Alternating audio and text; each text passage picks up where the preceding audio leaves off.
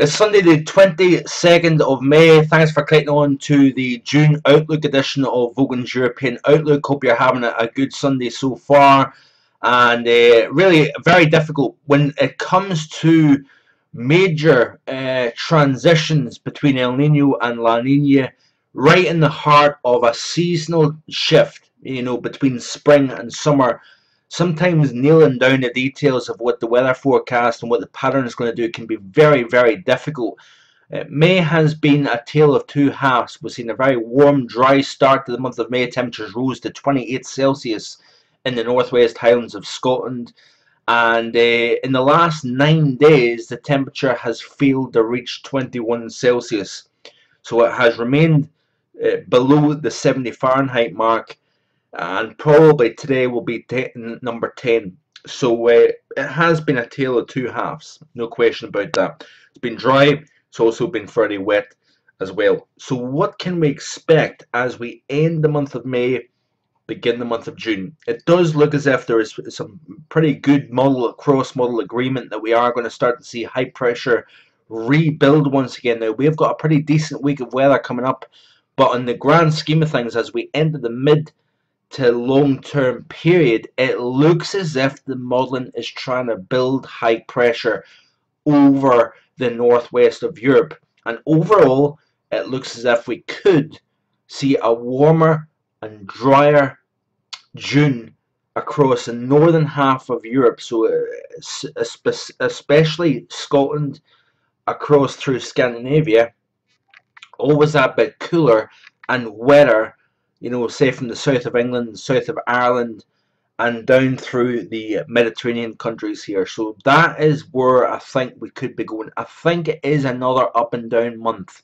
I do think we've got spells of dry, warm, cool, and also quite wet as well. I think it is going to be another roller coaster, just like we've seen during the month of May here. So this is the CFSV2 weeklies, upcoming 5-day 500 millibar height anomaly. As you can see here, the ridges to the north, and we've got an area of low pressure here, the trough extending from near the Azores up into the southern part of the UK, France, and of course Iberia. We've seen temperatures rise into the low 30s across Spain.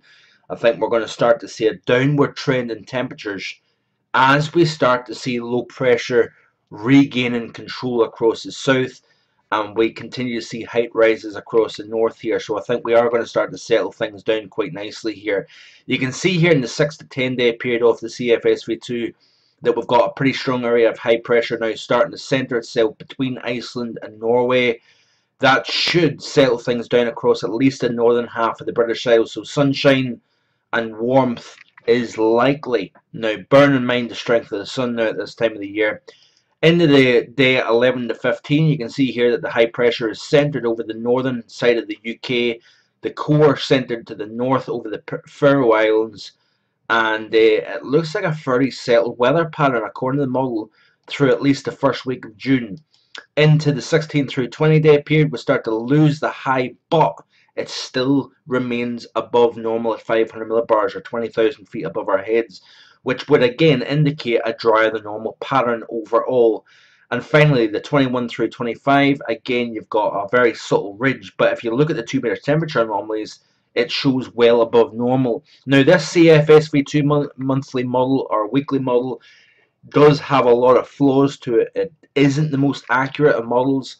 Unfortunately, I'm not getting a clear look at the Canadian model. The Canadian model can be quite good, and I'm not getting a proper look at that because the chart is cut off. You've only got like a small piece of information here on the left hand side of the map. The rest of it's blank, so there's no point in showing that because we're not getting a clear look at it. But you notice here in the 2 meter temperature anomalies for the 5 day period, remember, cooler than normal through the first 5 days, and then we see the warming trend as we go through the period here. We're starting to see temperature anomalies increase, especially if you notice here across Scotland, Northern Ireland, Norway and Scandinavia, always cooler than normal down across the south, which is quite interesting. But on the grand scheme of things, if you've read my summer forecast, it is highlighting that we could have a cooler and potentially weather the normal summer. I think when you look back at analogues, El Nino to La Nina, you quite often have a negative height field over the northwest of Europe, including the UK, which supports more cooler and wetter.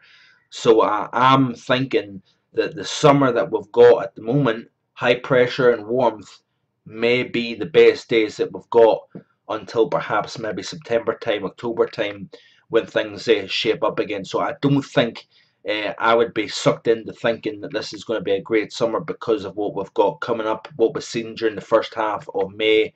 I do think there is going to be flows there. I think we are going to start to revert to a more disappointing mid-heart point of summer overall. The CFSV2 monthlies looks like this here. Let's go to June. 500 millibar height anomalies. Well, it indicates that we've got a strong positive ridge right over the British Isles. No surprise that it shows warmer than normal temperatures. This is actually the 3-month period, by the way, slightly above average temperature wise here. Let's go to the 2 meter temperature anomaly for June 1st. And you can see here that we've got the slightly warmer than normal. No surprise, given the fact that it's indicating a strong ridge of high pressure in the means here. Precipitation wise, again, no surprise. If you've got a strong ridge of high pressure, you tend to have drier than normal conditions overall. But let's have a very quick glimpse at the 3-month period here of the model here. So this is June through August, the 90 days of summer. It's showing a largely drier than normal UK, which is very interesting. The 2 meter temperature anomalies indicate that we have slightly above normal temperature, so it's going against what my forecast is saying, which is interesting. And finally, the 500 millibar height anomaly, you can see here that it's indicating ridge of high pressure over the Azores. We've got a kind of neutral height field at 500 millibars over the northwestern side of the UK, positive here across Scandinavia and eastern parts of Europe. So it's quite interesting to see that, isn't it? Anyway, do check out the written forecast, which will be available along with this video. And if you want more information with regards to the summer overall and day-to-day weather, I do forecast for the short, medium and long range, both for the UK, Europe, as well as the United States.